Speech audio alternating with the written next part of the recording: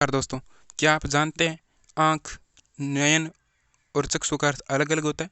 क्या आपको पता है पवन, हवा और वायु अलग-अलग होती है? आपने इन सभी को पर्यायवाची पढ़ा होगा, लेकिन वास्तविक इसका अर्थ अलग-अलग होता है। इस वीडियो को पूरा ज़रूर देखिए, इस वीडियो के अंत तक आपको यह सब पता चलने वाला है। साथ में यह भी जानोगे कि कार्य, काम और कर्म, क्रिया इनका अलग अर्थ होता है, एक अर्थ बिल्कुल नहीं होता। तो चलिए वीडियो को शुरू करते हैं। तो दोस्तों, क्या आपने कभी यह सुना है कि मेरे नयन खराब हो गए, मेरे नयन से दिखाई नहीं देता? हमेशा ऐसा ही क्यों होता है कि मुझे आंखों से दिखाई नहीं देता? अगर ये एक दूसरे के वास्तविक में एक अर्थ होता तो इसका अर्थ यह भी हो सकता था कि हम यह भी बोल सकते थे कि मुझे नयनों से दिखाई नहीं देता। तो लेकिन इसका वास्तविक अर्थ क्या होता है, इसको जानिए। देखिए, आंख शब्द का प्रयोग देखने के संबंध में ही किया जाता है, अर्थात देखने की स्थिति प्रकट करने के लिए ही आंख का प्रयोग किया जाता है। जैसे आंखें खोल कर चलो, आंखों से दिखाई नहीं दे रहा है। क्या आपने कभी ये सुना है कि मुझे चक्षुओं से दिखाई नहीं दे रहा है या फिर नयनों से दिखाई नहीं दे रहा है? तो इसको ध्यान में रखिएगा, देखने के संबंध में ही आंख का प्रयोग किया जाता है। चलिए नेक्स्ट है, देखिए नयन। नयन शब्द का प्रयोग सुंदरता प्रकट करने के लिए ही किया जाता है। जैसे मृगनयनी, नयन सुंदरी। इसकी जगह क्या आपने कभी देखा है जैसे मृग आंखें? ऐसा नहीं होता ना, आंखें सुंदरी बिल्कुल नहीं होता। सुंदरता पर बताने के लिए आंख के रूप में नयन का ही प्रयोग किया जाता है। चलिए नेक्स्ट देखिए, चक्षु।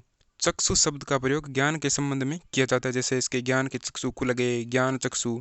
तो इसको ध्यान रखिएगा, तीनों अलग अलग होते हैं। नेक्स्ट है, देखिए हवा। हवा शब्द का मतलब है किसी एक विशेष गैस से होता है। जैसे क्या आपने कभी यह सुना है मेरे टायर में से पवन निकल रही है या टायर में से वायु निकल रही है? हमेशा ऐसा ही तो बोलते हैं कि आज टायर पंचर है, टायर में से हवा निकल रही है। तो देखिए, इसमें एक पर्टिकुलर गैस होती है, इसी वजह से, यानी एक विशेष गैस होती है, उसको ही हवा बोलते हैं हम। इसीलिए बोला जाता है टायर में से हवा कम है या टायर में से हवा निकल रही है। देखिए, वायु का अर्थ क्या होता है? वायु बहुत सारी गैसों का मिश्रण होता है, यानी बहुत सारी गैसों का मिश्रण को ही वायु कहा जाता है। जैसे वायुमंडल।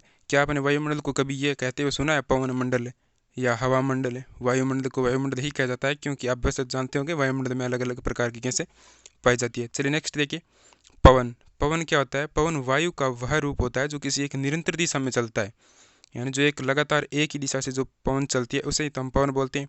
हम कहते हैं ना आज इस दिशा से पवन चल रही है, तो जैसे व्यापारिक पवन है, पछुआ पवन है, तो इस प्रकार से इसको पवन कहते हैं। चलिए नेक्स्ट देखिए, हमें काम के बारे में देखिए। कर्म, काम, क्रिया, इसको मतलब सामान्यतः एक ही समझते हैं, लेकिन इसका वास्तविक अर्थ बिल्कुल अलग होता है। देखिए इसको, कर्म। कर्म शब्द का प्रयोग सिर्फ दर्शन में होता है। जैसे हम बोलते हैं ना, कर्म करो फल की चिंता मत करो, कर्मों का फल है आपको मिलेगा, कर्मों का फल या कर्मों का दंड, इस प्रकार बोलते हैं।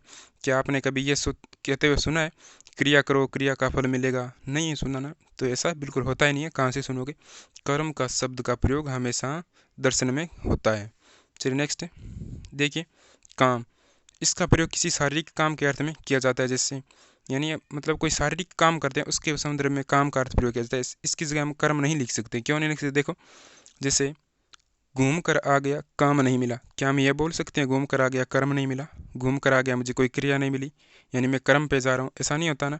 मैं काम पे जा रहा हूँ, मैं घूम कर आ गया, काम नहीं मिला, ऐसा होता है। नेक्स्ट देखिए, कार्य। कार्य शब्द का प्रयोग विज्ञान की भाषा में किया जाता है। यानी हमने कभी नहीं सुना ना, जैसे हृदय का कर्म यह है, हृदय का क्रिया यह है, यानी हम सिर्फ हृदय के बारे में कार्य को बोलते हैं। जैसे धमनियों का काम क्या होता है, जड़ों का काम क्या होता है, यानी जैसे मतलब विज्ञान के रूप में ही कार्य का शब्द का प्रयोग किया जाता है। जैसे हृदय का कार्य, धमनियों का कार्य है। नेक्स्ट है क्रिया। क्रिया शब्द का प्रयोग मनोविज्ञान की भाषा में किया जाता है। जैसे अनुकूलित अनुक्रिया, उद्दीपन अनुक्रिया। ये मनोविज्ञान जो पढ़ते हैं उनको पता होगा, आसानी से समझ गए होंगे। तो देखिए, ये कुछ जानकारी थी जो मेरे हिसाब से आपको उपयोगी लगी होगी। और इस वीडियो को लाइक ज़रूर करना, और चैनल को सब्सक्राइब नहीं किया है तो सब्सक्राइब कर लेना।